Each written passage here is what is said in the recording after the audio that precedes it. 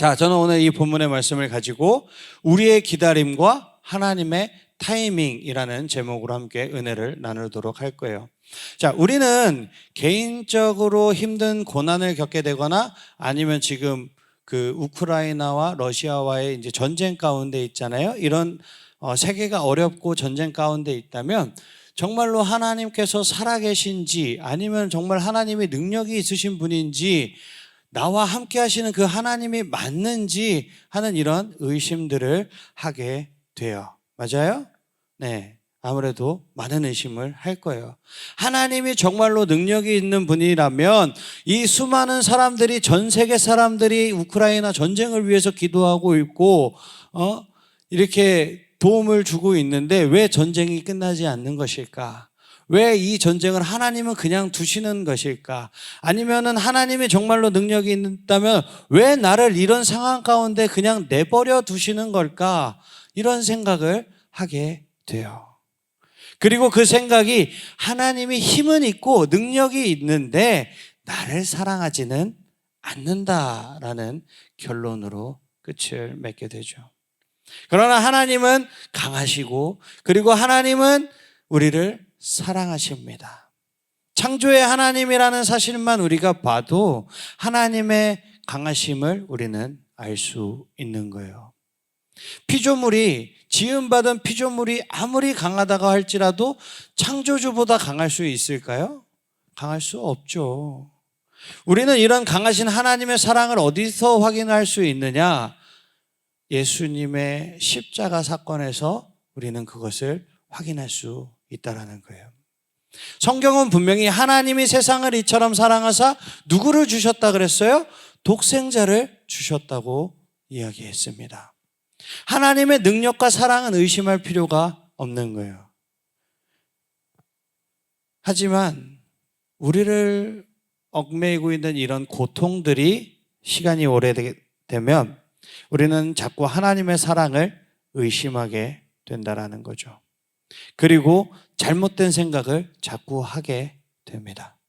첫 번째 잘못된 생각은 강한 하나님, 사랑의 하나님은 나의 하나님이 아니라 다른 사람의 하나님이라는 생각을 갖게 되는 거예요. 한 고아아이가 있습니다. 이 고아아이가 남의 집 창문을 이렇게 들여다봐요.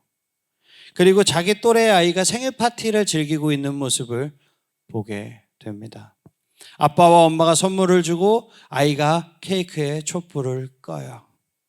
가족들이 그 아이를 위해서 손뼉을 치면서 노래를 불러줍니다.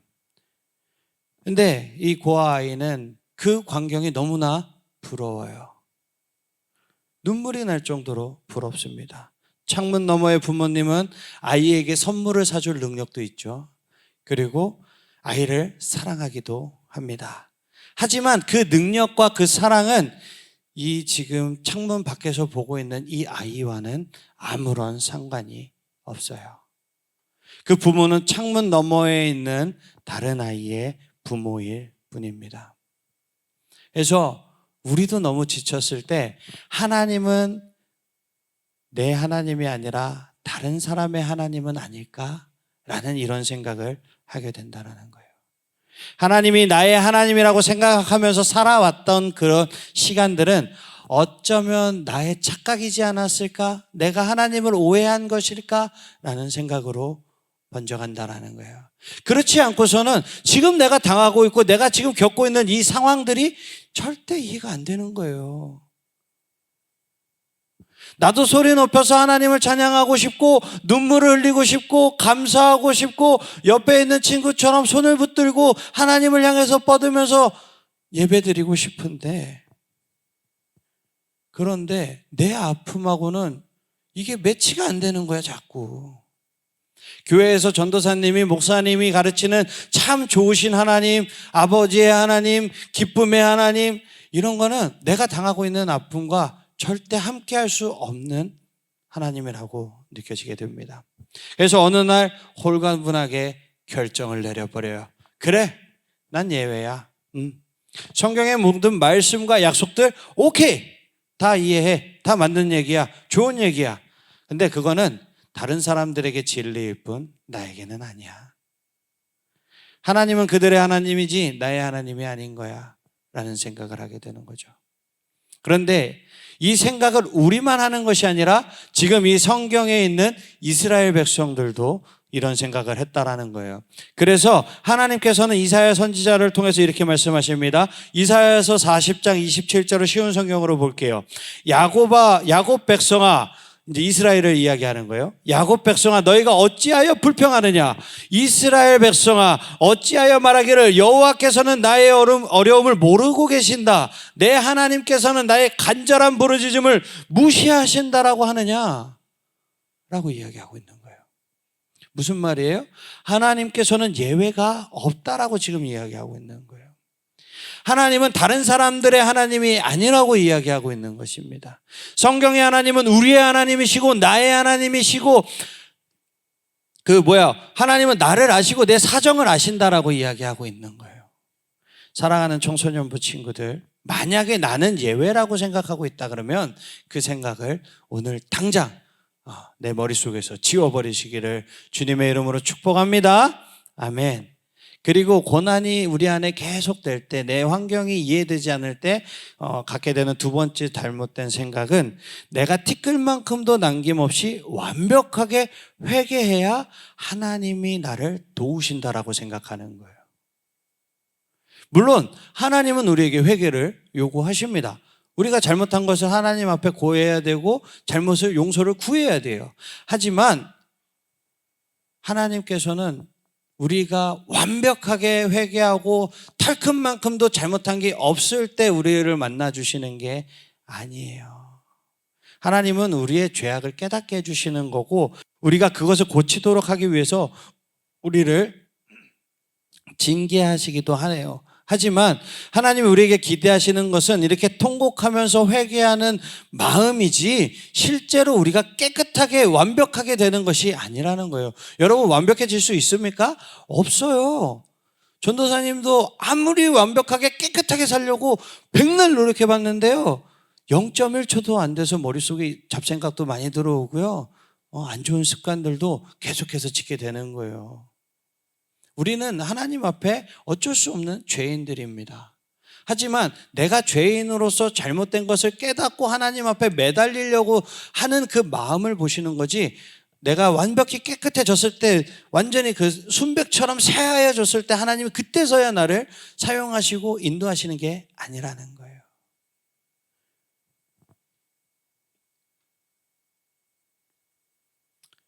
우리가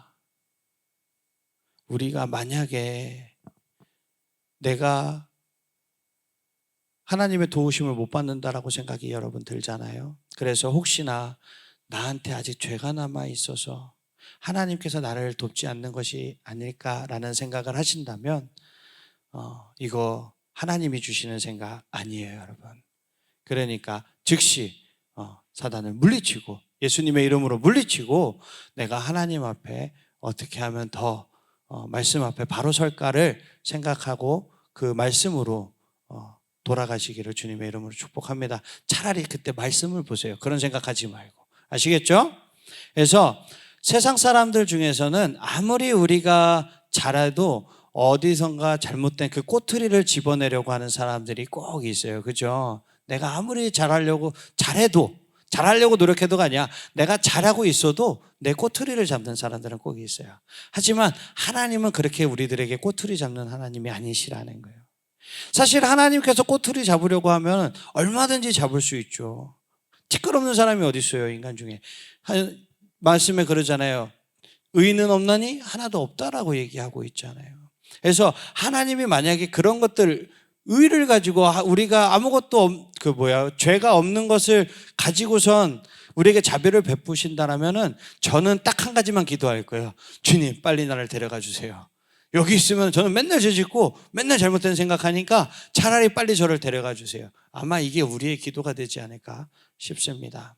그리고 이 완벽하게 회개해야 하나님께서 우리를 구원하신다라는 말은 어떻게 보면은 조금 성경적인 이야기처럼 얼핏 들으면 그럴듯하게 보이지만 사실은 아주 비성경적인 말이라는 거예요.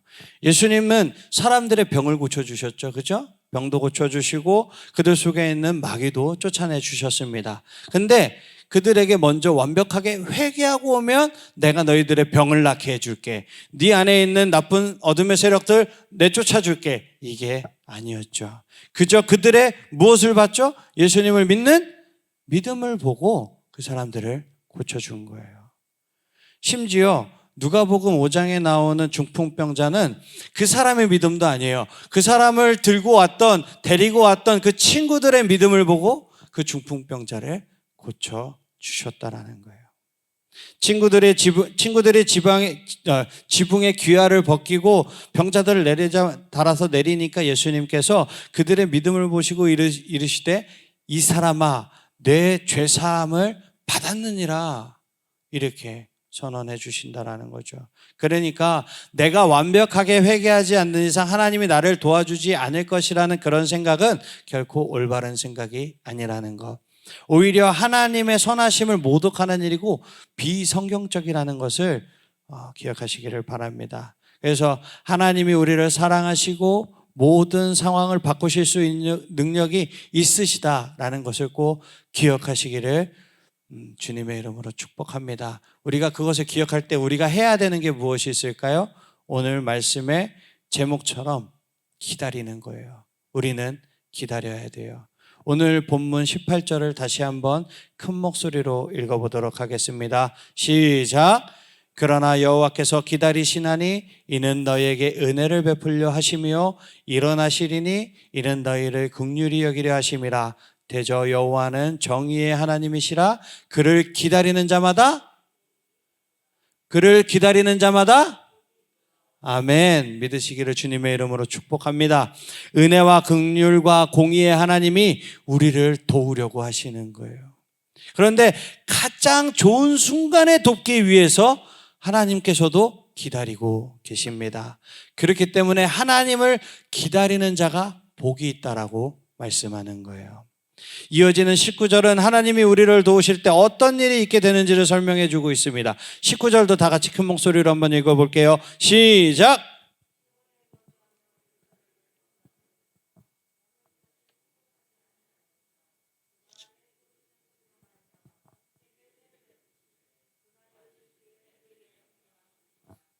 아멘. 그가 부르짖는 소리로 말미암아 너희들이 부르짖는 여러분들이 기도하는 그 소리로 말미암아 누구에게요? 여러분들에게 무엇을 베푼다고요? 은혜를 베푸신다고요. 그리고 그거를 들을 때 하나님께서 우리에게 무엇을 허락하신다고요? 응답을 허락하신다고요. 지금은 비록 아파서 내가 통곡하고 있고 남 몰래 눈물을 흘리고 있고 어려움 가운데 처해 있지만 그 날이 오면 하나님의 그 기가 막힌 타이밍이 오면 이 모든 아픔이 끝나게 된다라는 것입니다. 그래서 우리는 하나님의 능력이 없다, 하나님은 너를 사랑하지 않는다, 나를 사랑하지 않는다라는 말은 마귀가 우리 귀에 속삭이는 거예요. 그러니까 우리는 그것을 단호하게 물리쳐야 될 줄 믿습니다. 그리고 우리는 무엇을 가지고? 믿음을 가지고 기다려야 하는 거예요. 그러면 우리가 기다리는 것이 왜 중요할까요? 왜 중요할까? 첫 번째, 하나님의 주권에 대한 인정이기 때문에 우리가 기다리는 거예요. 다시 말해서 우리가 하나님을 하나님으로 인정해드리는 방법 중에 하나가 기다림이라는 거예요. 하나님은 우리가 정한 시간에 우리가 원한 일을 해주셔야 하는 그런 우리의 종과 같은 사람이 하나님이 아니에요. 하나님은 언제 무슨 일을 하실 것인지는 하나님이 스스로 결정하시는 거예요. 우리에게 무슨 일이 일어나고 우리가 무엇을 하기를 원하시는 것은 하나님이 결정하는 것이 내가 결정하는 게 아니라고요. 하나님은 어디에 계셔요? 하늘에 계시고 우리는 어디에 있어요? 이 땅에 있어요. 우리는 하나님과 우리 사이에는 뭐가 있어요? 우리가 건너갈 수 없는 큰 간격이 있어요. 우리 하나님 앞에 갈 수 있어요? 없어요. 근데 우리는 어떻게 하려고 그래요? 하나님을 나 있는 데까지 끌어당기려고 그래요. 잡아 당기죠. 내려오셔가지고. 그리고서 내가 원하는 거 해달라는 거예요. 내가 지금 이거를 원하고 내가 지금 이걸 갖고 싶으니까 해달라는 거예요. 안 해주면 하나님 아니라는 거지. 근데 그렇게 해서 이루어주는 하나님이라면 그건 하나님이 아니에요. 하나님은 우리의 필요를 채우시는데 언제 채우셔요? 하나님의 가장 좋은 때. 그게 뭐예요? 나에게 가장 좋은 때예요. 여러분, 하나님의 가장 좋은 때는 나에게 가장 좋은 때예요. 만약에 내가 지금 당장 수천억이 있어요. 예를 들어서. 근데 내가 그것을 관리할 수 없고 쓸 줄 몰라요. 그럼 그 돈이 나에게 좋은 돈이에요? 나를 나쁘게 만드는 돈이에요? 나쁘게 만드는 돈이에요. 근데 내가 그것을 관리할 수 있고 선하게 쓸 수 있고 흘려보낼 수 있는 나에게 능력이 주어졌을 때 그 물질이 생긴다면 그건 하나님께서 우리에게 주신 축복이 되는 거예요. 그래서 하나님은 기가 막힌 하나님의 타이밍에 우리에게 선물을 주는 거예요. 그래서 우리가 하나님을 인정하는 것이 기다림이라는 거예요. 그리고 두 번째는 가장 좋을 때를 아시는 분이 우리 하나님이시기 때문에 우리는 기다려야 되는 거예요. 우리가 지난주에 살펴봤던 시편 말씀 기억하시는 친구 있어요? 당연히 없을 것 같아서 제가 화면으로 준비를 했어요. 우리 시편을 보도록 하겠습니다. 우리 다 같이 큰 목소리로 읽어볼까요? 시작! 내가 지존하신 하나님께 부르짖으며 곧 나를 위하여 모든 것을 이루시는 하나님께로다. 분명히 하나님은 우리를 위해서 최선의 최고의 계획을 가지고 계십니다. 우리는 무조건 모든 것이 빨리 이루어지기를 원하지만 그것은 우리가 최선의 것을 누리지 못하는 거예요. 하나님께서 최선의 때를 기다려서 역사하신다라는 것을 잘 보여주는 것이 뭐냐면은 예수님입니다. 예수님이 이 땅에 오시는 거예요. 복음서에서는 예수님께서 뭐라고 계속 말씀하시냐면 내 때가 아직 이르지 않았다라고 말씀하십니다.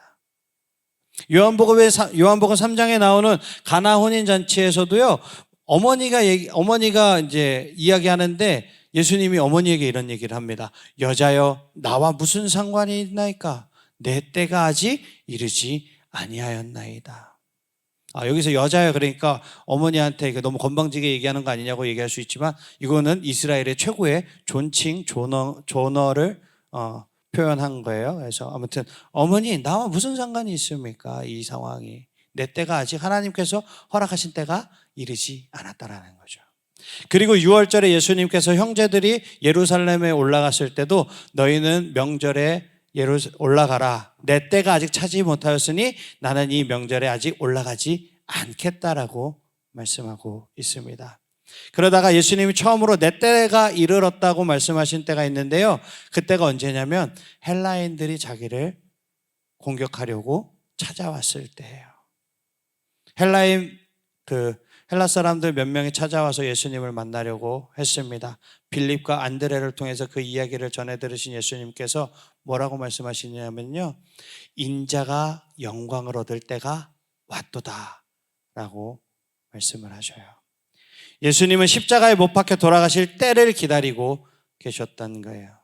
하지만 너무 초기에 예수님이 사역하신 지 얼마 안 됐을 때 십자가에 못 박히면 이방인들은 구원을 받지 못해요.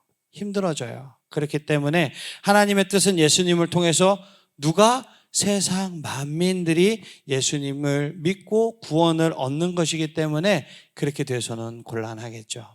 그래서 드디어 헬라인들이 예수님을 찾아온 때, 그때 예수님에 대한 소문이 이방 모든 나라에 퍼지게 되었고 그들도 예수님에 대해서 관심을 보이기 시작했다라는 증거거든요. 그래서 그들이 예수님을 만나 뵙기를 바란다라는 그 소식을 듣자 예수님이 이제는 때가 되었구나 라고 하시고 며칠 후에 십자가에 달려 돌아가시게 됩니다. 또 다른 예로 우리가 다윗을 예로 들 수가 있는데요. 다윗은 이스라엘의 왕으로 기름 부음을 받은 사람이죠. 그죠? 그런데 사울이 왕이 그 길보아산 전투에서 자기의 아들들과 사울의 아들들과 전쟁에 나와서 죽임을 당한 그 후에야 이스라엘 왕으로 등극하게 됩니다. 지난번에 제가 한번 말씀드렸는데 아마 기억을 하실 수도 있고 못하실 수도 있지만 다윗이 기름 부음 받은 후 그리고 10년이 훌쩍 넘는 시간이 지나서야 다윗이 왕으로 되는 거예요.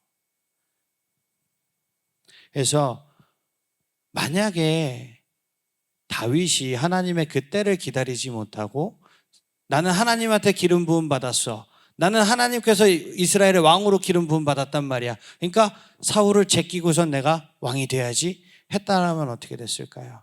아마 이 성경책에서 다윗을 보지 못했을 수도 있습니다. 결국에는 다윗도 하나님의 때가 찰 때까지 기다렸다라는 거예요. 다윗은 하나님의 기름 받은 종이 내가 건드려서는 안 되는 사람이라는 것을 깨달았고 하나님께서 해주실 거라는 것을 믿었기 때문에 다윗은 기다릴 수 있었던 거예요. 그러니까 기다리니까 어떻게 됐죠? 하룻밤에 사울 왕과 세 아들이 하나님께서 정리하셨습니다. 세 아들을. 그리고 하나님은 다윗을 하나님의 약속대로 왕으로 세워 주신 것입니다. 우리에게 무엇이 최선인가 하는 것은 누구만 아십니까? 하나님만 아신다라는 거예요. 그래서 기다리는 사람이 복이 있는 사람이 되는 거예요. 사랑하는 청소년부 친구들, 하나님께서는 우리의 모든 것을 변화시킬 힘이 있으신 분입니다. 이거 하나 오늘 기억하시기를 축복합니다. 그리고 여러분들을 사랑하십니다. 그럼 우리는 하나님 앞에 어떻게 반응해야 합니까? 기다려야 합니다. 하나님은 최선의 때를 아시고 그 때를 기다렸던 그 사람들은 모두 그 열매를 누리는 거예요. 여러분 마시멜로 이야기 아시죠? 책. 예, 그 책에도 보면 어떻게 되죠?